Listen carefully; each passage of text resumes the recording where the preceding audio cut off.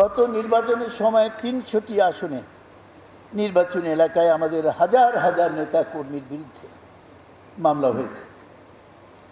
তারা জেল খেটেছে, আহত হয়েছে, পঙ্গু হয়েছে, এমনকি মৃত্যুবরণও করেছে। কিন্তু হঠাৎ করে এই সংসদে যোগদান করার কারণে দলের সকল স্তরের নেতা কর্মীদের মধ্যে একটি বিরাট ক্ষোভ এবং বিভ্রান্তির সৃষ্টি হয়েছে। সকল শ্রেণীর মানুষের মধ্যে বিএনপির বর্তমান অবস্থা সম্পর্কে শত শত প্রশ্ন দেখা দিয়েছে।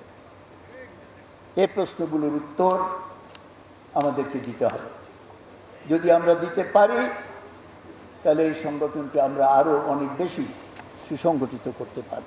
দল বোঝাতে হলে এই ক্ষোভ ও বিভ্রান্তি দূর করার জন্য আমি মনে করি, এটা আমার ব্যক্তিগত মত, আমি মনে করি সকল অঙ্গ সংগঠনের, ছাত্রদল, যুবদল, স্বেচ্ছাসেবক দল, মহিলা দল, আমাদের যারা আছে প্রতিনিধি সহ জাতীয় নির্বাহী কমিটির একটি বর্ধিত সভা ডেকে খোলামেলা আলোচনার মাধ্যমে আমাদের ভুল বুঝাবুঝি দূর করে দলকে শক্তিশালী করার জন্য সামনের দিকে আমাদেরকে এগিয়ে যাওয়া উচিত বলে আমি মনে করি।